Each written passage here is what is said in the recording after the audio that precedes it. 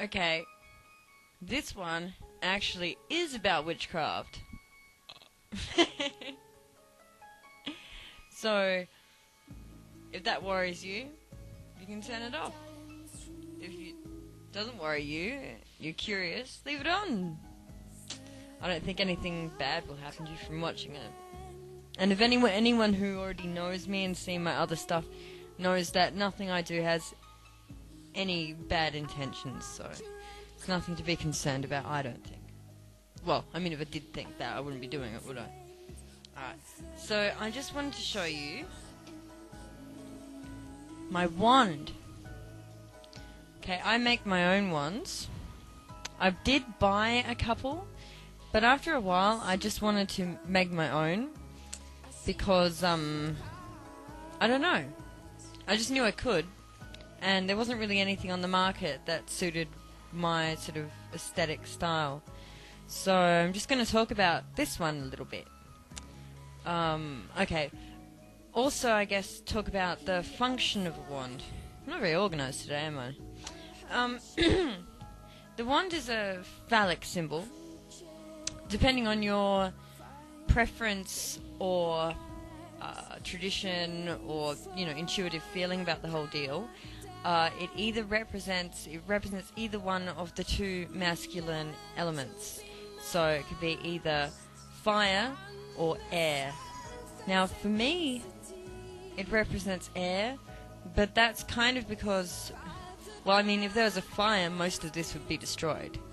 It's made of wood. So that's part of my logic. And also, I guess, because being made of a tree, it kind of fed on air and gave out air. So that's my logic on it. It just seems to go more with air for me. I don't know why.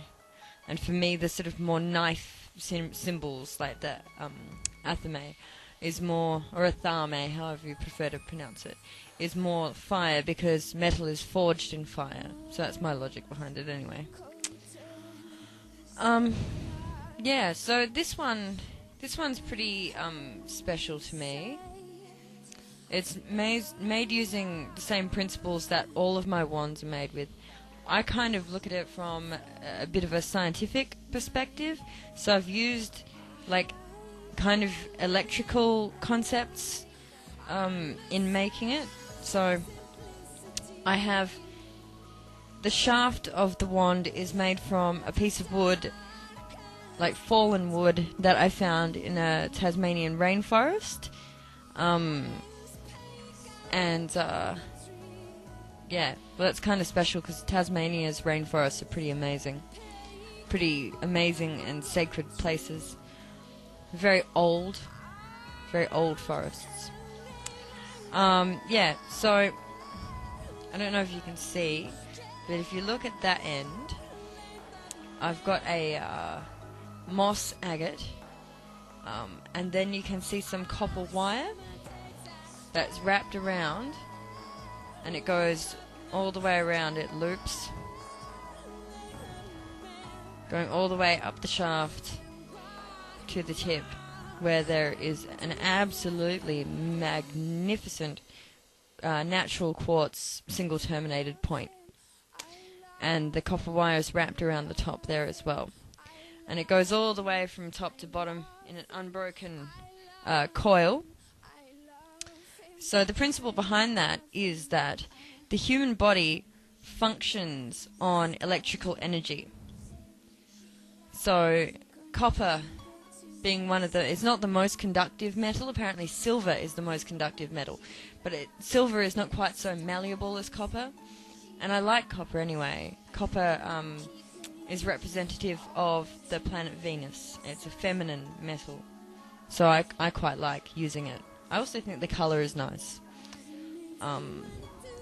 Yeah, so basically, because the human body is full of electricity, and I do sometimes wonder if the force of will is propelled through that electromagnetic energy.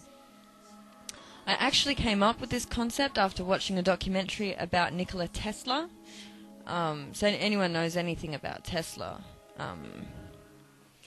they'll kind of understand that this is a very amateur sort of derivative thing from that, using the coil, the copper coil. Yes. So a wand is projective, right? So it is used to direct and focus energy. And I love this one, I guess, not only because it is just so beautiful, I think anyway. I also love it because it's the first wand I made since becoming vegan. So you see there's like suede looking stuff at the top and base. That's actually not suede, it's a synthetic fabric, which I guess could be problematic for a lot of people because they think, oh, that's an unnatural fibre.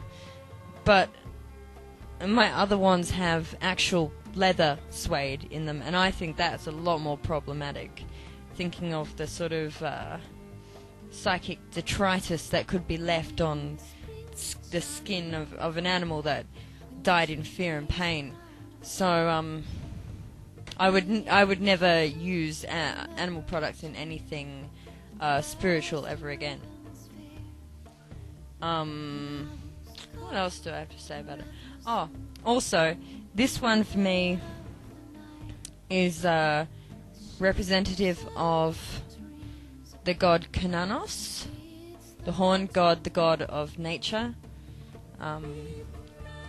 And he's depicted, he's a bit of a Pan-like creature, I guess, is his depiction. So for me, he also symbolizes that halfway point between beast and man, and from a traditional sort of standpoint. And I kind of see him as the male equivalent to my other patron goddess. I have two patron goddesses, but my other patron goddess, Artemis, who also started out her incarnation as a bear. She's firstly depicted as a bear, and when the Greeks had the festival of Artemis, all the little girls dressed up as bears. She was also able to transform people into animals. There's one story where she protected the deer, and she had a favourite deer, and this hunter came along with his hounds and hunted the deer and killed it. And so what Artemis did as retribution was that she transformed the man into a stag, and he was ripped apart by his own dogs. I really like that story. I think it's awesome. Yeah, so I guess for me, kind of because it's bent, sort of coiled, and I've used the green for the base, to me it kind of resonates with the same kind of energy as I associate with the figure of Kananos. Anyhow, that's this wand. I've got a whole bunch of other ones. I might just show you really quickly. I'll be back in a tick.